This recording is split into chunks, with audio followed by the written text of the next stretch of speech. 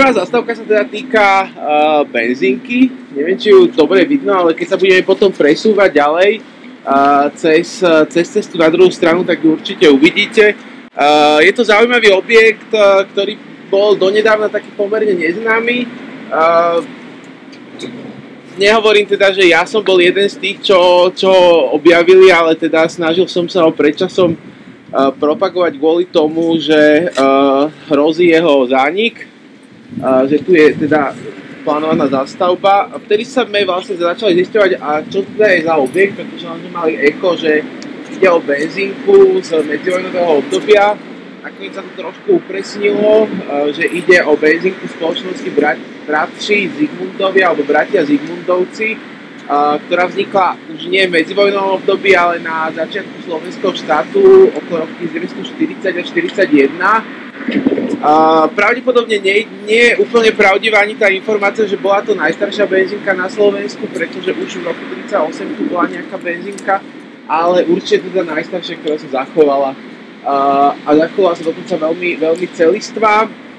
Potom keď uvidíte tie pôvodné fotografie, tak vlastne tá konštrukcia, je tam taká kovová konštrukcia, na ktorej je vlastne taká betónová striežka a pod ňou bola taká štvorcová stavba tej predajne, z ktorej vychádzalo také eliptické okno. Jedine to eliptické okno sa tam nezachovalo, to bolo demontované, ale inak teda tá stavba stojí a je to unikátna vec.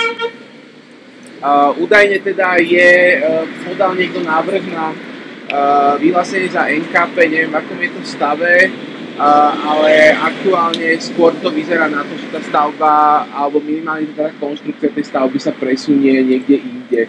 Bolo niekoľko záujemcov, takže nevieme. Ak by sa to samozrejme vyhlásilo za NKP, tak by to musela zostať, ale neviem, či to je ešte reálne. Benzínka potom fungovala aj po vojne, keď bola firma bratia Zigmundovci znárodnená, fungovala ako benzína až niekedy do 70. rokov, podľa teda, čo mi rôzni pamätníci hovorili, a v tom čase niekedy už zrušili. Potom tam bol dlhé roky až vlastne dodnes zberný dvor šrotu. Benzínka na tomto mieste mala svoje opodstatnenie aj tým, že vlastne v minulosti sa benzín prepravoval nie autami, cisternami, ale železnicou.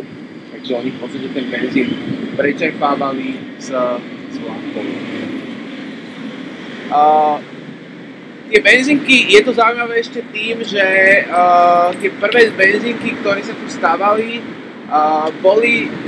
neboli nejaké veľmi zaujímavé dizajnovo, ale táto bratislavská, ktorú teda stavali v tom roku 40-41, je taká prvá aj podľa tých rôznych firemných materiálov, na ktorej vlastne si dali záležať, aj naozaj taká dizajnová.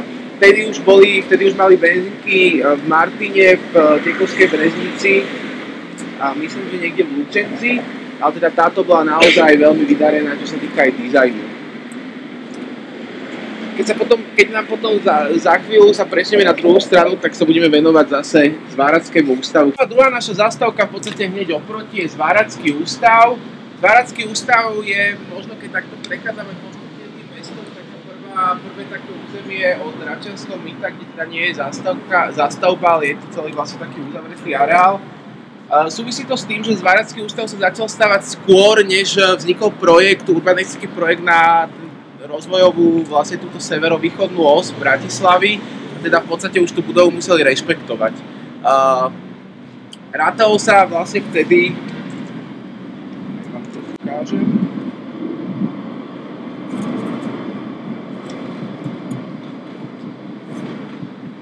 to je vlastne pohľad ešte z obdobia tesne predtým, než sa vlastne začal stavať ten Zváradský ústav. To je vlastne len tento severný koniec, nie je to vidno, mal som to na tých predchádzajúcich fotografiách, ale v podstate tak, ako v celom tomto území boli tu vinohrady, v dolnej časti domy a ešte potom v zadnej časti domy. Dokonca, čo je zaujímavosť, tak v zadnej časti tie domy sa zachovali, nikdy som tam nebol, ale je to vidno na mape, tak za Zváradským ústavom sú myslím dva ešte pôvodné domy z tej zástavby, ktorá tu bola pred rokom 1950. V roku 1950 na popud profesora Jozefa Čabelku bol vznikol výskumný ústav Zváracký a vlastne v roku 1949 a v roku 1950 sa začal vlastne stavať tento objekt. Bolo teda vytipované miesto na tejto severovýchodnej osi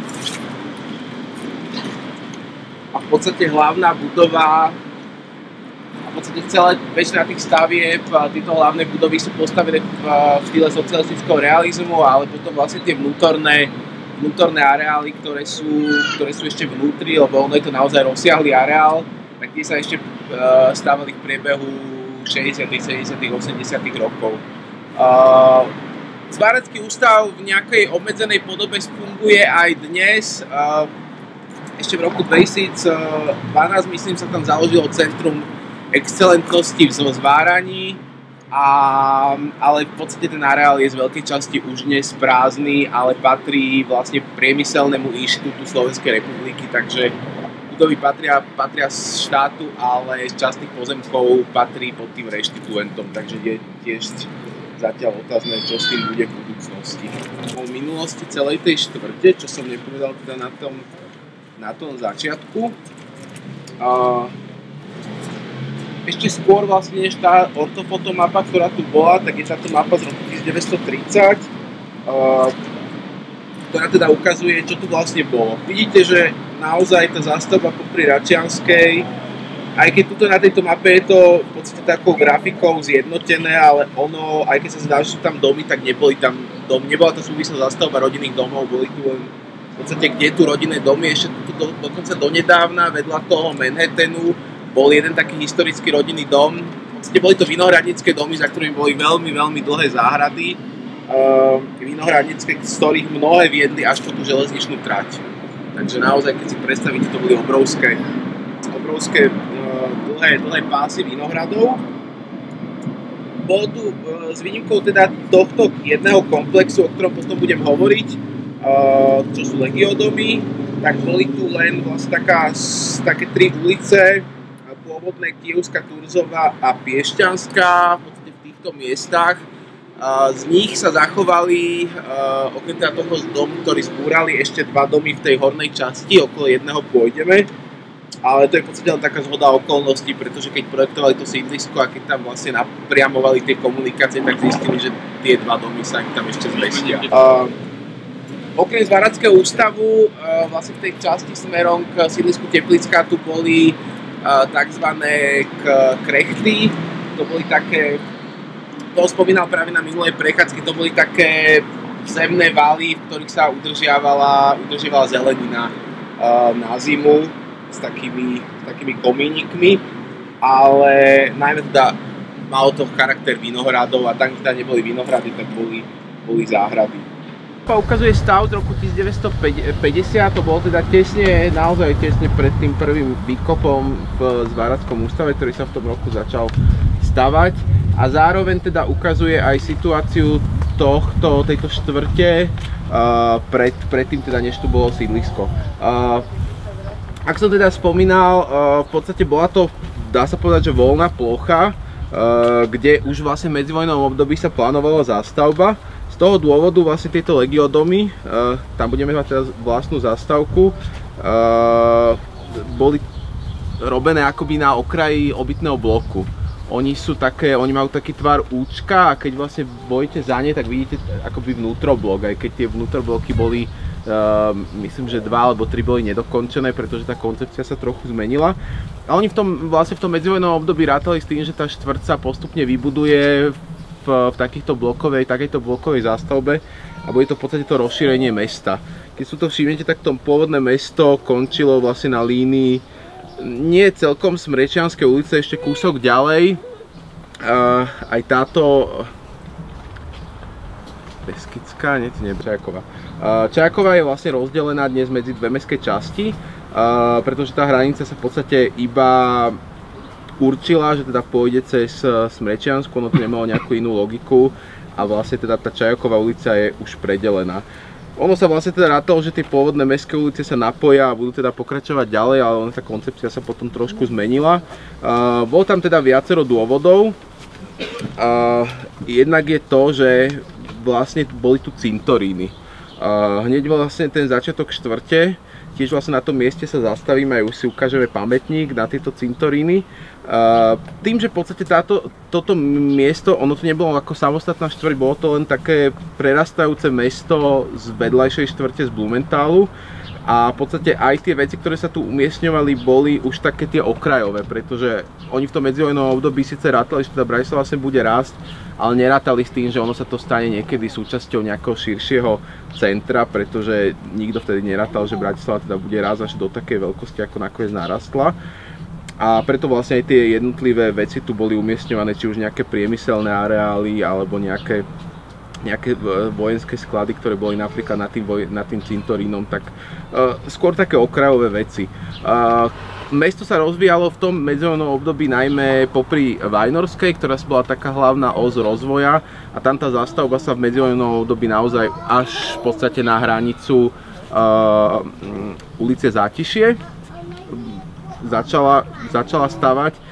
Ale v tejto časti Račianskej tam teda tej zástavby moc v medzivojnovom období nepribudlo.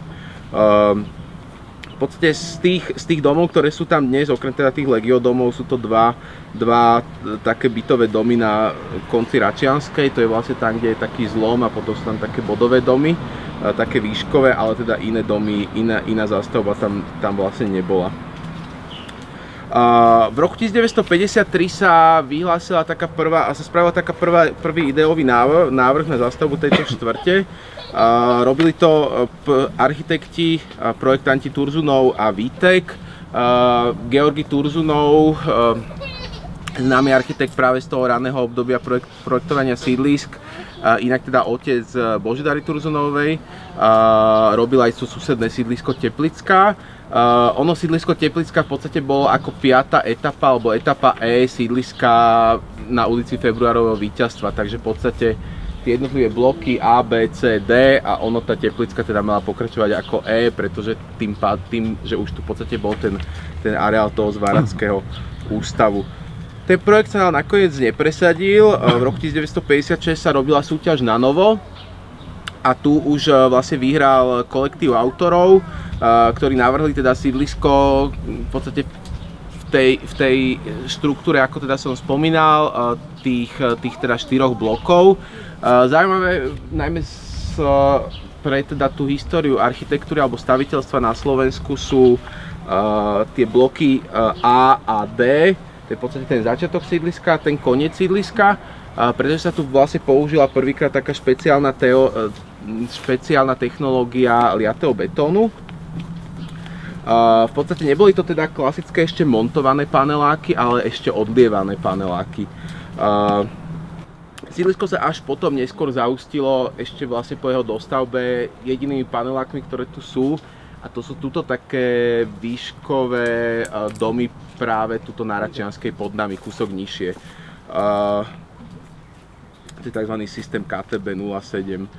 Ale to nebol vlastne vyvinutý systém na nejaké samostatné sídlisko, iba vlastne na zahustenie už existujúcich sídlisk.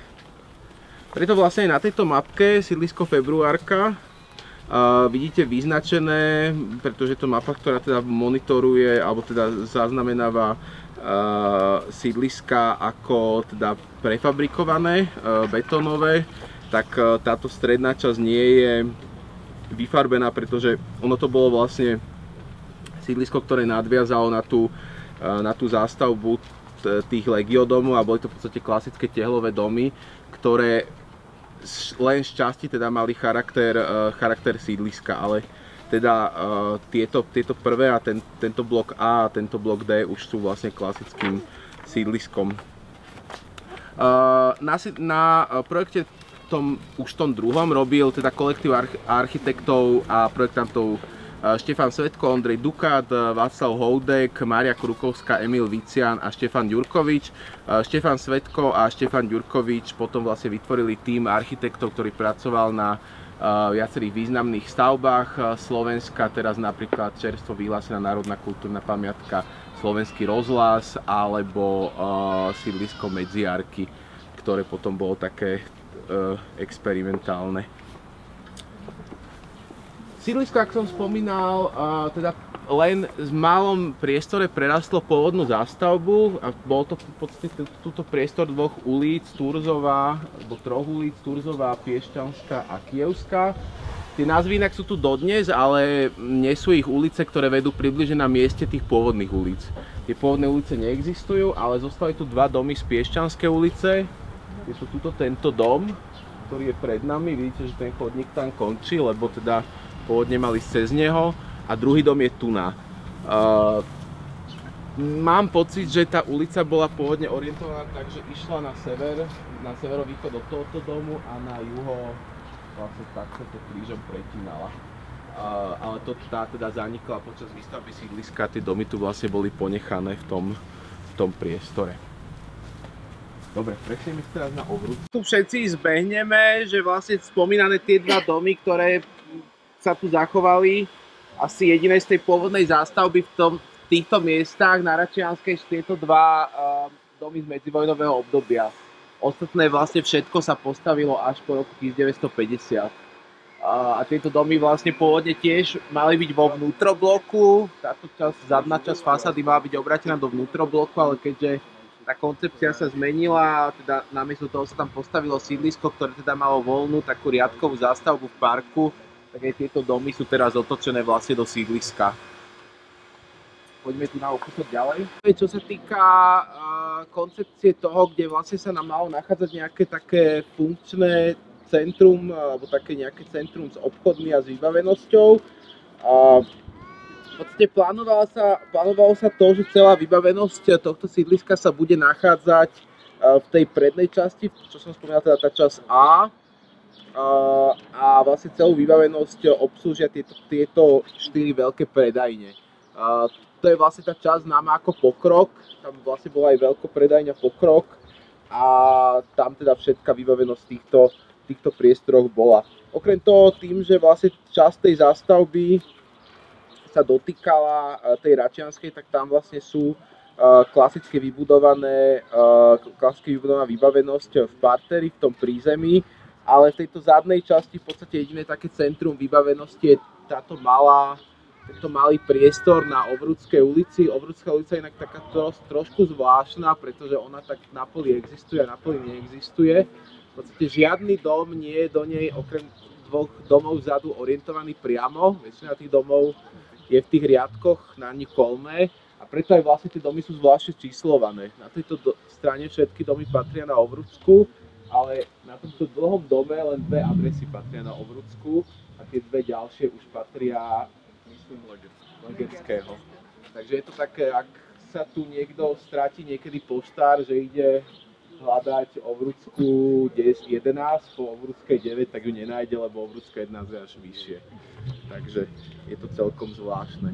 Na tomto mieste od teda počiatku sídliska vybavenosťou v podstate malo byť obchod a také nejaké občianske stredisko, ktoré dnes slúži ako komunitné stredisko Nové Mesto. Myslím, že komunitné stredisko iné Matúš nemá Nové Mesto. To je jediné komunitné stredisko, ktoré teda tu funguje aj dodnes a vlastne v strede tohto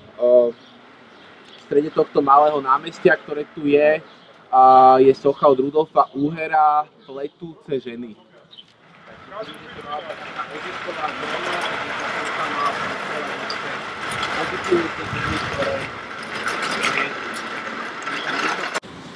Kto ste boli na minulej prechádzke, tak si možno dozvedeli niečo o novomestských farnostiach a o tom, že Nové Mesto v podstate po roku 1989 takmer nemalo žiadne sakrálne pamiatky okrem nejakých krížov a božích múk v lesoparku. V podstate väčšina sakrálnych pamiatok, čo tu aj bola, pred rokom 1948 bolo zbúraných a až vlastne potom boli vytvorené dve farnosti, farnosť Nové Mesto, farnosť Kramáre a dnes teda, čo sa týka nejakých náboženských stavieb, tak je tu jedna tiež zaujímavá vznikajúca vec s celou bratislavskou pôsobnosťou. A je to Bratislavské buddhistické centrum, ktoré vzniká v bývalom sanatóriu, práve tu na vlastne na sídlisku Februárka. Je to v podstate stále ešte stavba, neviem, či tam už sa niečo funguje. V podstate odkúpili to od mestskej časti od mesta v roku 2015 a odtedy vlastne to tam vzniká a má to byť otvorené v lete tohto roku. Toto sú nejaké vizualizácie z ich stránok, ako to tam bude vyzerať. Si môžete pozrieť. A toto je vlastne celý ten objekt, ako bude vyzerať po dokončení. Inak teda buddhizmus nemá nejakú štrukturovanú cirkev. Tieto buddhistické centra, myslím, že sa to oficiálne volá Buddhistické centrum Diamantovej cesty. Je to nejaká sieť buddhistických centier v Európe, ktorú vedie láma Ole Nidal. Toto je vlastne jedno z 13 centier, ktoré patrí pod nich na Slovensku, ale teda toto má byť najväčšie, takže v podstate keby ste nevedeli, kde bude sídlo slovenských buddhistických centier, tak práve v tejto budove. Presne Kyjevskej. Veľmi zaujímavú vec som vám nepovedal, to je skôr taká bizarnostka. Na tej budove je názov Kyjevská s preklepom, s mäkkým i. Takže Kyjevská je s tvrdými, ale vlastne od tejto Kyjevskej ešte tá časť D, ktorá je vlastne akoby zrkadlovo otočená časť A, tak vlastne na konci sú také veľké prístavby, ktoré podobajú sa tým obchodom v tej dolnej časti na tom pokroku. Nie je to náhoda, lebo oni vlastne keď tú prefabrikáciu robili, tak použili ten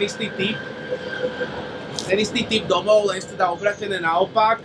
Ale tým, že v podstate v tomto priestore nemali sa využívať ako obchody, tak vlastne našlo sa pre tieto veľké priestory využitie, že to budú ateliéry pre umelcov. Takže ono to bolo rozdelené vlastne tak, že z tých troch budov boli vždycky vlastne v každej tie ateliéry a v dvoch boli rozdelené na dva. Takže vlastne v každom boli 5 ateliérov a potom na druhej strane 5. Boli tam rôzne umelci, potom keď budeme na Kráskovej, tak vám poviem, ktorý konkrétne, ale na tej Kráskovej sú tie areály trošku krajšie, lebo tam ešte majú také predzáhradky. To sú bez predzáhradiek, ale viac menej už viaceré z nich nefungujú ako na pôvodný účel. Pionierská ulica si vznikla tak v podstate priamo s tým sídliskom. Ona má taký veľmi oblý tvár, končí vlastne napojením na tú pôvodnú starú zástavbu okolo Karpatskej. Ale pôvodne zámer bol, že tá ulica mala byť vlastne súčasť mestského okruhu, dodnes je to v územnom pláne len trošku zmenené, že v podstate mala niekde buď cez areál, pod areálom alebo nad areálom hlavnej stanice sa prepojiť na Prasku a vlastne cez Mlínsku dolinu vrátiť naspäť. Dnes sa to už plánuje trochu inak, v tom poslednom územnom pláne je tá ulica odsunutá kúsok ďalej a vlastne v páse pod železničnou tráťou by mala ísť ako vlastne taká mestská štvorpruhová komunikácia segregovaná a potom niekde za tými garážami mala vliesť do tunela a potom vlastne tunelom podísť ten priestor hlavnej stanice. Je to v územnom pláne, či sa to bude niekedy realizovať v blízkej dobe nevedno, ale v podstate je to taká vec, u ktorej sa hovorí, že teda, ak teda by sa zrealizovala, tak sa dá obmedziť doprava na Šancovej, pretože vlastne tá Šancová by sa sem preliala. Ale kým teda táto komunikácia nie je, tak nám tu stále zostali pôvodné vinice, ak som spomínal, teda tie vinice staré sa ťahali od Račianskej vlastne až sem hore. A veľká časť tých vinohradov po reštitúciách v 90. rokoch schatrala.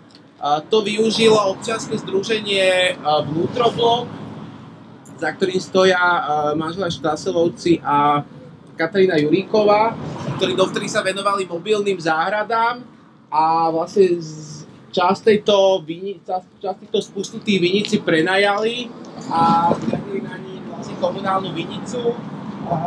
Žiaľ, od roku 2015, keď to bolo spustené ten projekt, tú vinicu, myslím, dvakrát sa to stalo, alebo trikrát vykradli. Ukradli tam vlastne tie zasadený vinohrad, lebo ten pôvodný vinohrad tam vlastne sa nedal, myslím, v väčšej časti použiť. Teraz myslím, že sa to využíva už len ako komunitná záhrada, neviem, či tam ešte majú nasadený vinohrad, ale využíva sa to ako klasická komunitná záhrada.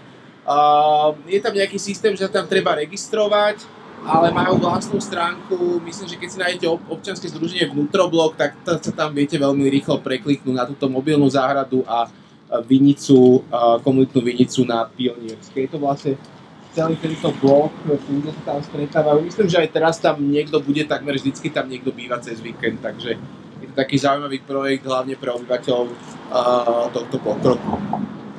Čo sa nachádza práve tu, je to taký rád okrúhlych garáží. Zaujímavé na tom je najmä konštrukcia. V Ukrajine mám to iba od jednej architektky, je to projekt od rovnakých architektov ako športová hala na Pasienkoch a použili tam vlastne aj rovnaký systém. Športová hala na Pasienkoch teraz je jeden tiež veľkých adeptov na vyhlásenie za národnú kultúrnu pamiatku. Bol tam vlastne unikátny lanový stropný systém a vlastne tuto je použitý ten istý systém, ale nie v podstate tak ako tam, že je to v podstate ukotvené na dvoch stranách, ale tu je to vlastne, ono sa to tak prepadáva dovnútra. Veľmi zaujímavé je to znútra, mal som niekde uloženú aj fotku, ale nenašiel som ju, že v podstate tá strecha je tam trošku prehnutá dovnútra a vlastne vidno tam aj tú sieť tých lán, ktoré to držia. Údajne teda bolo podané aj ako návrh na NKP, ale neviem, čo sa s tým stalo. Jedna pani mi o tom hovorila, že to podávala a že zatiaľ sa k tomu nevyjadrili. Architekt toho pôvodného, haly na Pasienkoch je Jozef Chovanec spolu s projektantom Jozefom Poštulkom, takže oni dvaja by mali byť aj projektantmi tohto a vlastne napovedá aj vlastne takéto členenie tej fasády s takými pásmi, ktoré je vlastne identické na tej hale na Pasienkoch. Tiež inak stavba, ktorá sa nachádza v Novom Meste, ale žiaľ tým, že ona je taká odľahlá, tak sa k nej nedostaneme počas prechádzok. V spomínaných ateliéroch a zároveň aj teda komunitnej cyklodielni, spomeniem najprv tie ateliéry. Ak som teda hovoril, viacerí teda prominentní sochári ešte socializmu tu mali svoje ateliéry. Sú to teda typovo takmer identické stavby práve s tými obchodnými prevádzkami, ktoré sú zrkadlovo na tom pokroku. Ateliéry tu teda mali Jan Kulich, ktorý mal dvojateliér, on mal práve ten taký veľký. Potom Tibor Bartfaj, Drahomír Prihel, Juraj Čutek, Rastislav Trizma, Alexander Trizulia, ktorý mal tiež dvojateliér a potom Juraj Hovorka. Myslím, že dva priestory už sú predané, tam sa mi nepodarilo zistiť, že kto tam bol vlastne pôvodný sochár, ale teda 10 sochárov tu malo svoje ateliéry. Dodnes myslím u toho Kulicha sú tie niektoré sochy a tie modely rozmiestnené v tej predzáhradke a tu sú také väčšie priestory. Neviem, či všetci majú predzáhradky, tu nie sú predzáhradky, ale Kulich teda tam, Kulichová je tá úplne posledná pri tom bordeli. Takže tam je Kulich. Knižnica Nového Mesta a potom je teda komunitná cyklodielňa, kde si môžete prísť opraviť bicykel a teda toto je ešte taká zaujímavosť, tieto typové škôlky, ktoré tu sú, ktoré boli ešte z raných 50. rokov a v podstate ešte v štýle socialistického realizmu. Aj keď to sídlisko teda už vôbec nie je v štýle socialistického realizmu, tak tie škôlky ešte robili stále vlastne v tom predchádzajúcom štýle, čo je také zaujímavé. To je tá istá stavba, potom aj to buddhistické centrum, oni sú všetky rovnaké, také symetrické. A dokonca myslím, že jedna aj na Štrkovcej v Lužinove, ktorý bol ešte o čosi neskôr stavaný, sa taká postavila, lebo v podstate asi ten typ sa im osvedčil, aj keď bol teda v štýle, ktorý už bol vtedy prekonaný. Poďme teraz k Jurkovinieho ulica, na ktorej sme teraz pôvodne v čase výstavby, alebo až teda do 50. rokov sa nazývala Rígrova, podľa českého politika Ladislava Rígra a potom bola pomenaná pod Michalovi Ursínimu, spoluzakladateľovi Slovenskej vysokej školy technickej a v podstate dnešnej Slovenskej technickej univerzity. Táto ulica, ako som teda spomínal a ako to teda je vidno aj na tejto mape, bola iba vlastne ojedinelá, dám tam prst, aby ste to videli, iba vlastne ojedinelá medzi tými vinohradmi. To vám dám kolovať ešte.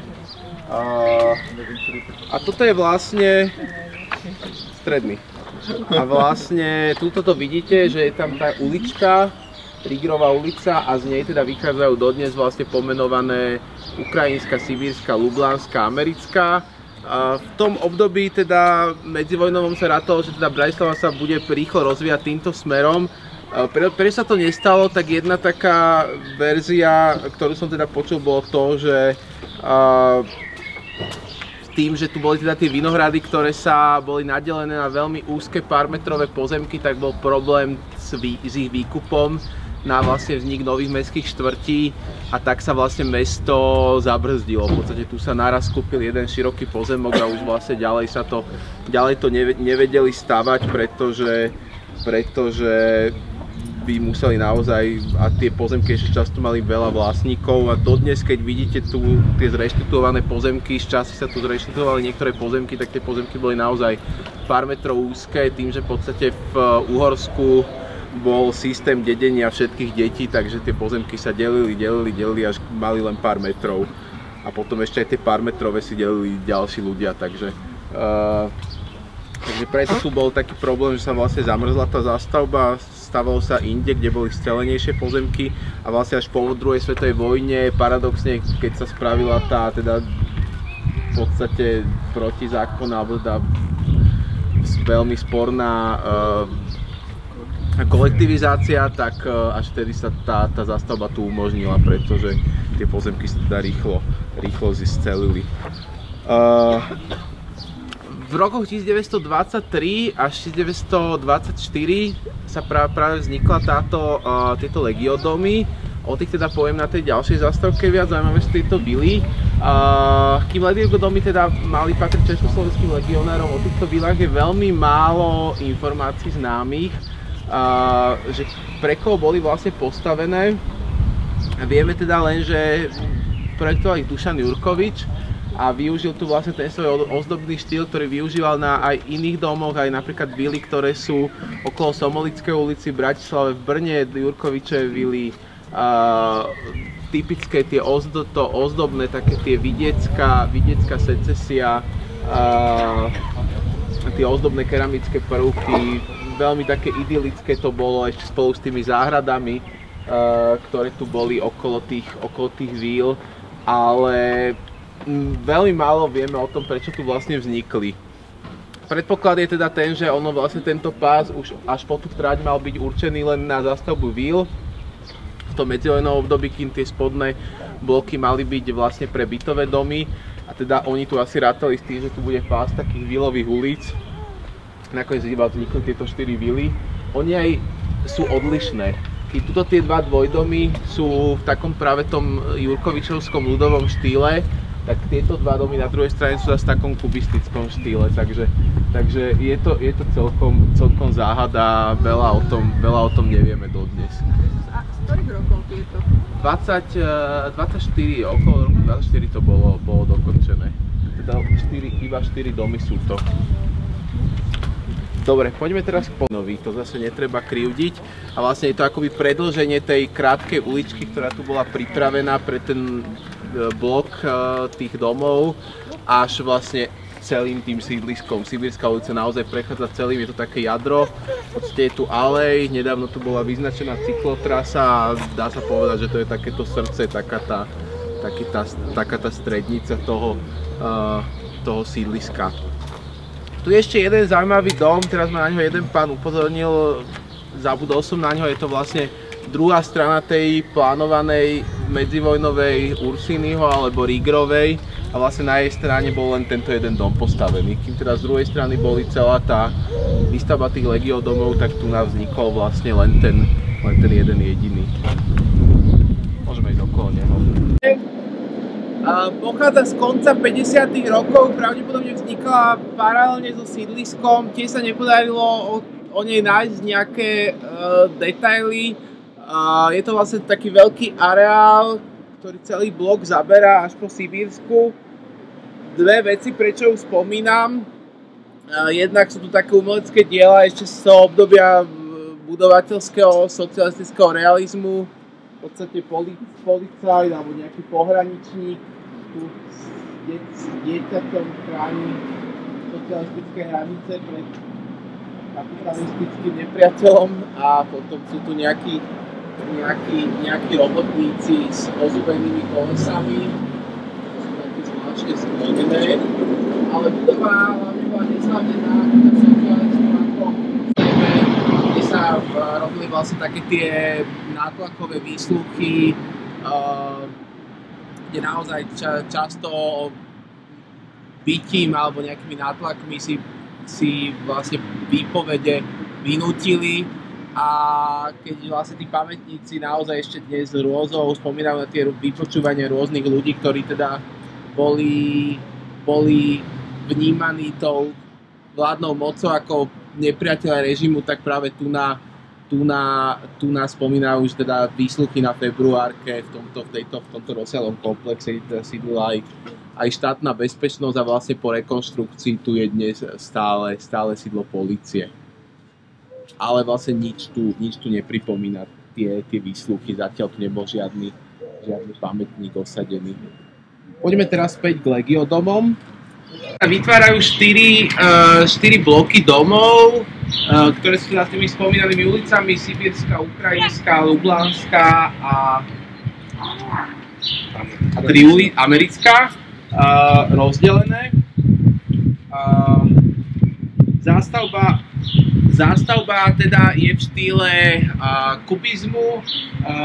Je to vlastne štýl, ktorý sa presadil v polovici 20. rokov ako taký československý národný štýl, kde vlastne kombinuje rôzne prvky európskeho kubizmu do takého ale veľmi zvláštnej zmesi, kde sa kombinujú trošku také barokové, občas oblé prvky, skôr už také pseudobarokové, s krúhovými prvkami, to vlastne tam, kde už tie krúhové prvky majú takú dominanciu, tak sa to nazýva rondokubizmus a ten štýl teda veľmi je výraznej farebnosťou, také odtiene, také oranžové, rúžové, tmavo-červené, typická je taká tá farebnosť týchto farieb pre tento rondokubizmus, preto vlastne aj atekubizmus československý, preto aj vlastne tieto domy po tej rekonštrukcii, sú to teda chránené pamiatky, po tej rekonštrukcii teda majú takúto farebnosť, je to približne teda pôvodná farebnosť. Tu je pamätná tabuľa, ktorá pripomína družstvo československých legionárov. Neviem, teda tá dodatočná tabuľa bola osadená 2009 alebo tá horná. Pripomína teda pôvodné družstvo legionárov, ktoré to tu osadilo. Československé légie boli veľmi dôležité v časoch vzniku Československa. Vlastne oni spolu vytvárali ten medzinárodný kredit Československa, keď vlastne za Československo ešte nemal kto vystupovať, pretože nemalo územie.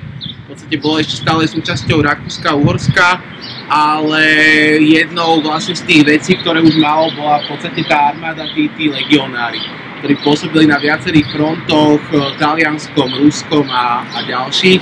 A potom vlastne po vyhlásení Československa začali prichádzať na územie najprv Čiech a potom postupne začali oslobodzovať alebo obsadzovať územie Horné Uhorska, teda Slovenska. Potom vlastne, keď skončila ich úloha, vznikla polícia, postupne sa ten štát nejakým spôsobom konštituoval. Po roku 1920-21, tak vlastne títo legionári dostávali rôzne teda začali sa nejakým spôsobom združovať, dostávali nejaké výhody štátne a vlastne začali si budovať také rôzne legionárske kolónie. Práve takouto legionárskou kolóniou v Bratislave boli tieto legiodomy, ktoré vznikli teda, ako som spomínal, v priestore vlastne mimo zástavby, ktorý sa tu teda zástavba očakávala. A vlastne teda dodnes tu pravdepodobne ešte žijú nejakí potomkovia tých pôvodných legionárov, ktorí teda boli pôvodom aj Češi, aj Slováci. Poďme teraz cez jednu z tých takých nedostávaných ulic. Tam sú... Vlastne tá koncepcia rátala s tým, že toto také korzo, ktoré síce dnes už nepokračuje prechodom, kde sme teda si to tak skrátili, malo byť teda pôvodne centrom tejto štvrte. Umiestnené teda také 4 dvojposchodové predajne potravín, taká najznámejšia z nich bola Pokrok a podľa nej sa teda aj začalo hovoriť tomu celému sídlisku. ktoré inak nikdy nemal názov určený, preto aj dnes sa používajú tri názvy pre celé to sídlisko, lebo ono ten názov nikdy nebol určený. Takže preto aj Februárka, preto aj Pokrok, preto aj Šarafy. A zaujímavá práve táto časť je množstvo umeleckých diel. Ešte z obdobia toho socialistického realizmu trošku tá estetika z roku 1955 František Dráškovič, Matka s dieťaťom, ale mimoriadne krásna hodnotná socha je od Theodora Luxa Pík, Tuna, taký zrzavelý. A o kúsok ďalej tiež od Theodora Luxa budú vtáky, tie si ešte ukážem, ale ten Bík je teda mimoriadne. Žiaľ, pretože tá pôvodná socha bola ukradnutá, poškodená je tuto ten kameň na tom podstavci. Bola k tomu ešte súčasťou nejaká ďalšia socha, ale nevieme, čo sa s ňou stalo a nejako vyzerala. Takže zostal len kameň, ale predpokladám, že nejaká fotka z toho sa zachovala, ale teda žiaľ, ja som to ešte nevidel. Potom ešte v tom ďalšom bloku by mali byť tie vtáky, ak sa mýlim, tak...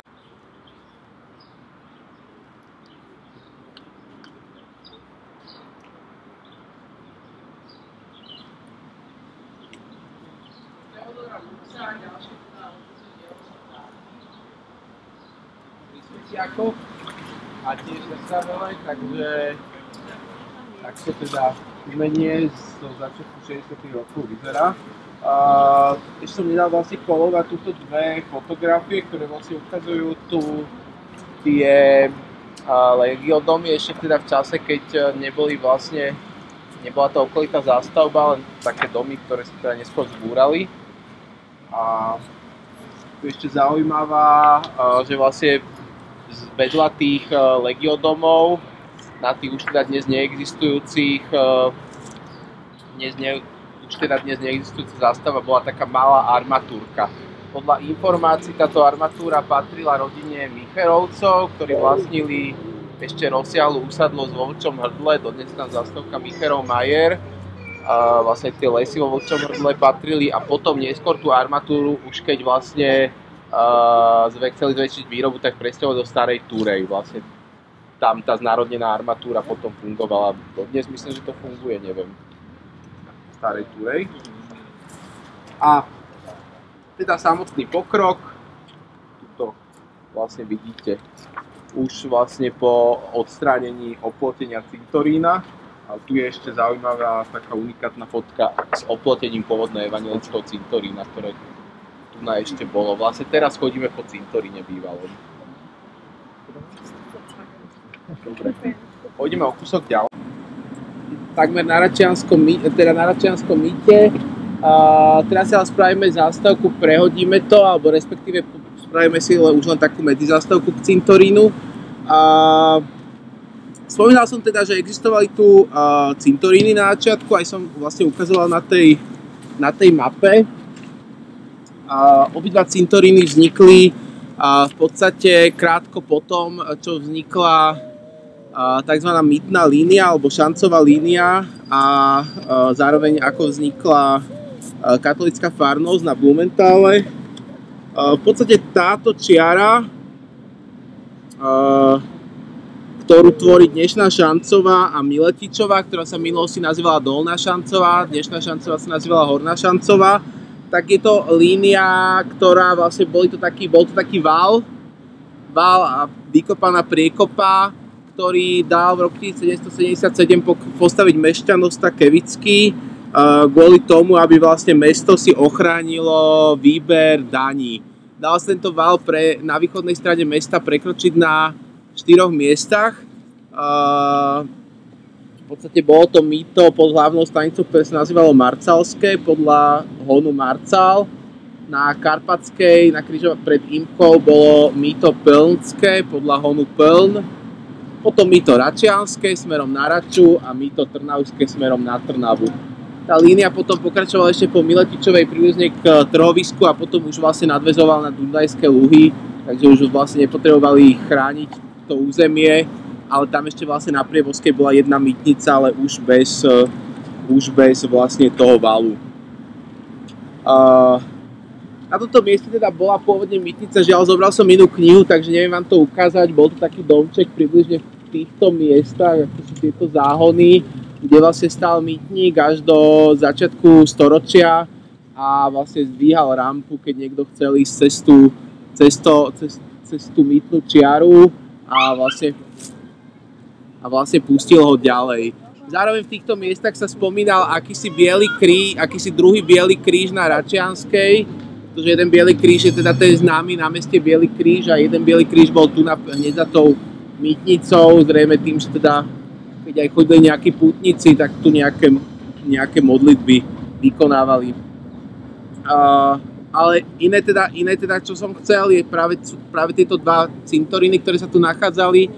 Teda v čase vzniku tej mýtnej línie zároveň vznikla farnosť na Blumentáli, aj vznikol Blumentálsky kostol, ale nie je teda ten dnešný Blumentálsky kostol, ktorý sa práve rekonštruuje, ktorý vlastne pôvodne bol aj pre celé Nové Mesto kostol, ale vlastne kúsok odtiaľ na rohu Vázovovej a Radlínskeho, stará budova fary, tak to bol pôvodne kostol. Len ten sa neskôr prestával na faru, keď sa dostával tento nový kostol. Ale tá budova teda stále stojí. Zároveň teda ako vznikla fara, tak každá fara teda mala mať vlastný cintorín a vznikol aj teda tu na cintorín. Teraz ale stojíme na mieste evanjelického cintorína, oni boli dva a boli oddelené. Boli oddelené takou polnou cestou, ktorá viedla tu k vinohradom. Veľký vinohrad tu bol, ktorý sa nazýval Ölweingarten alebo Olivová záhrada. A katolícky cintorín sa nachádzal v dlhom páse vlastne popri tejto olivovej záhrade. Vlastne táto západná časť parku tvorila ten katolícky cintorín, táto východnejšia časť parku tvorila ten evanjelický cintorín. Zostala tu jedna zaujímavá vec, je to vraj označník sektora v tomto cintoríne. Tuto vlastne vidíte tie cintoríny, ako išli, také dva pásy, katolícky smerom popri Smerečianskej do kopca a evanjelický vlastne smerom popri Račianskej. A toto bol teda niekde vedľa toho cintorínskeho chodníka. Pozor, ten cintorín bol širší, on išiel až do priestoru, ako je dnešná električková trať, pretože vtedy bola Račianska iba dvojpruhová a vlastne on zasahoval tam, takže niekde v týchto miestach bola os cintorína. Toto teda bol popri tej cestičke boli kamene, ktoré označovali sektory. To je jeden z nich. Spája sa s tým taká zaujímavá príhoda. Asi 5 rokov dozadu nejaká taká kutilská relácia na STVčke, kde s veľkou pompou išli o nejaký prehistorický hraničný kameň Bratislavy označiť. Spravili tu takú obrubu, pamätnú tabulu na takých myslím, v nerezových nohách a osadili, že to je nejaký hraničný kameň, potom sa hneď ozvalo niekoľko historikov, že je to somarina, že je to cintorínsky označník, že nič spred 100-150 rokov najviac a že nič nejaké extra hodnotné a potom teda potichu to odstránili. Takže zostala tu len tá obruba trochu z toho pôvodného štrku, ktorý okolo toho dali. Ale aj tak je to teda zaujímavá vec, že to tu vôbec zostalo ako označník teda toho pôvodného cintorínskeho sektora. Obidva cintoríny s tým, že teda sa začal plán na urbanizáciu tohto priestoru v 50. rokov, tak boli postupne zrušené a v priebehu 50. a 60. rokov boli hroby exhumované. Časť hrobov bola spopolnená a časť bola presťahovaná na cintorín Slavičie údolie. Poďme teraz do toho stredu oplotením a vlastne tam aj možno niekde sa dá zazrieť ten označník, ktorý sa tam zachoval. To vlastne vidíte búranie toho tiež evanjelického a vlastne tu je už oplotenie katolíckeho vzadu vidno. A tá PNS-ka tá približne stojí na mieste tej zbúranej mýtnice. A potom ešte vlastne to je druhý pohľad s tou PNS-kou, ale už do evanjelického cintorína. A zároveň sa tam búrala márnica na evanjelickom cintoríne. Pôvodne sa plánovalo, že sa zachovajú kaplnky z evangelického a katolického cintorína uprostred parku, ale nakoniec sa to nepresadilo a zbúrali sa aj tie. Takže bol plán, že sa tu zachovajú aspoň tie kaplnky. Vtedy chodili, alebo? Áno, električkou 1909.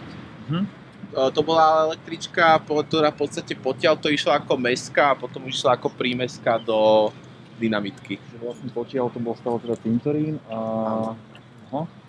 A tuto vlastne končilo, dá sa povedať, že ten intravilán a potom tá električka už ako jednokolajka išla do dynamitky až v podstate 50. rokov, keď sa to obstávalo, tak sa spravila dvojkolajná trať. Ja som počul takú vlastne mestskú legendu, on trošku prepája vlastne príbeh Čubírkovej s Červeným kapitánom, že vlastne tuto sa našla lebka, ktorej bol zabitý klinec, že v podstate ako to nejako videli ľudia, že sa to pohodne nejako hýbalo alebo čo, a potom sa došlo na to, že to vlastne teda žena zabila muža a to v spánku. Ondrejsko. To zase bolo v tom filme, no. Aha, tak hádam sa niečo zistí. Spomínal som Sokraty, od neho je tu už taká modernejšia socha z 90. rokov, takzvaná Hirošima, ktorá teda má byť akoby socha pripomínajúca dôležitosť mieru. Vzniká presne na mieste takej typickej ideologickej sochy milicionára, ktorá pripomínala člena československých ľudových milícií. Ľudové milície boli vlastne taká, nebola to celkom armáda, vlastne popri armáde taká nearmádna skupina, ktorú vlastne vytvorila komunistická strana po druhej svetovej vojne a s ňou sa vlastne aj vyhrážala počas komunistického prevratu, že teda vlastne ju použije a vlastne využívala až do roku 89, potom boli milície rozpustené. Ale ešte vlastne v roku 89 počas tých protestov sa hrozilo, že milície budú použité proti tým protestujúcim. Malo to vraj teda taký posmešný názov Urugvajec. Či ste to počuli, lebo že tak mal tie ruky tak dole pri istých orgánoch. Urug. Niečo. Takže to je socha od Jana Kulicha, to si ešte môžete pozrieť. A inak, keď už sme pri tých prezývkach, tak aj vlastne Račianske mýto sa prezývalo vlastne po tej veľkej prestavbe na prelome 60. 70. rokov Lakatoška alebo Lakatošova križovatka. Vraj to súvisí tiež s nejakou urbanou legendou o nejakom Lakatošovi, ktorý tam bol hlavný stavby vedúci a vraj sa to strašne dlho naťahovalo a ten Lakatoš tam taký opretý býval vždycky, takže neviem, ale je to taká tiež legenda o nejakom Lakatošovi.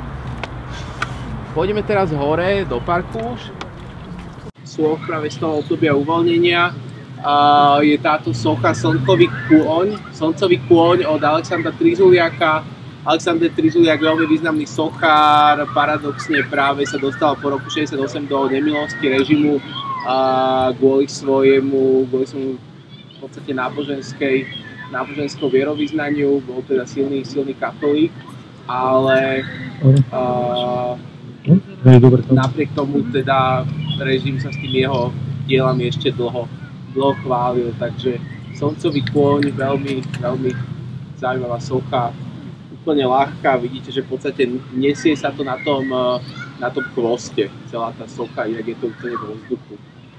Práve to umenie teda bolo tých 60 rokov také experimentálne, že snažilo sa ukázať, prekročiť tie hranice dovtedajších možností tých umeleckých diel. Jedna ešte zaujímavá socha je tuto vyššie, ešte by to mal byť niekde socha vtáci, druhý vtáci, ale tu no. Hej.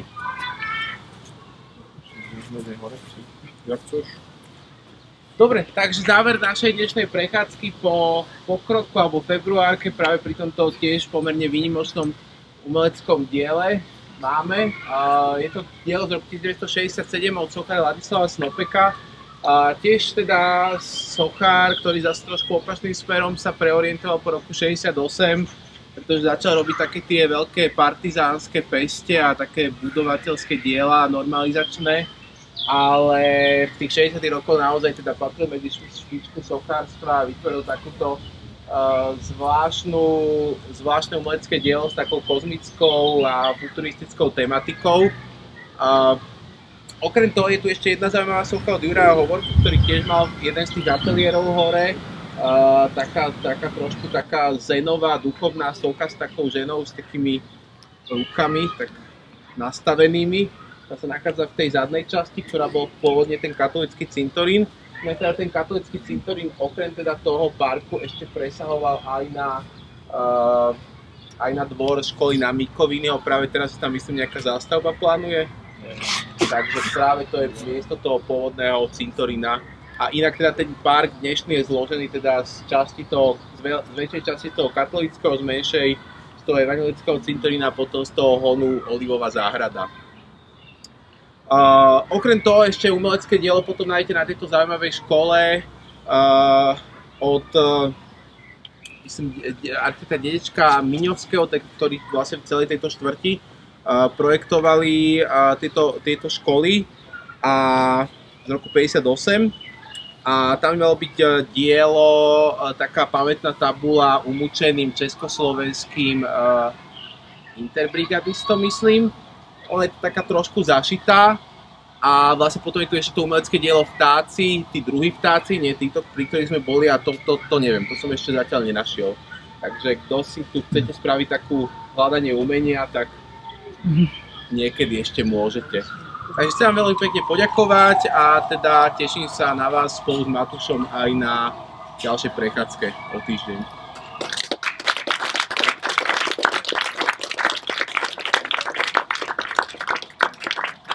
Som sa vám tiež veľmi pekne poďakovať za to, že ste prišli v takomto hojnom počte.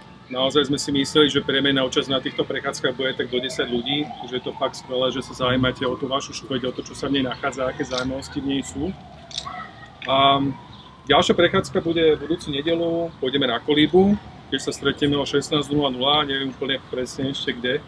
To napíšeme potom do udalosti, napíšeme potom aj do e-mailu, ktoré ste nám potom odovzdali, že kedy a kde bude tá ďalšia prechádzka?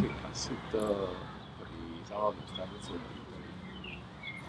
Asi roh, cesta na Kamzik a Jackový hrad. Najskôr to vyzerá tam. Ešte to vyšpecifikujeme, aby ste mohli prísť a pripraviť na tú ďalšiu prechádzku. Teraz sme spoznávali hlavne to, čo je bohaté, zaujímavé, čo je tu z minulosti v tejto štvrte a keby ste mali záujem sa ísť porozprávať ešte o tom, čo by sme ďalej s touto štvrťou chceli spraviť, tak môžeme sa porozprávať o parkovacej politike, o rekonštrukcii ihriska Oval za základnou školou Sibírska a ďalších aktivitách. V Malom Bajkale, kde sa teraz presúvame a tí, ktorí ako keby už musíte utekať, tak ďakujem veľmi pekne, že ste prišli a prípadne sa vidíme na ďalšie prechádzke alebo aktivite.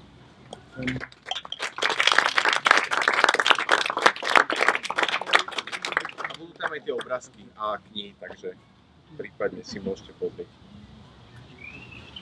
Ďakujem.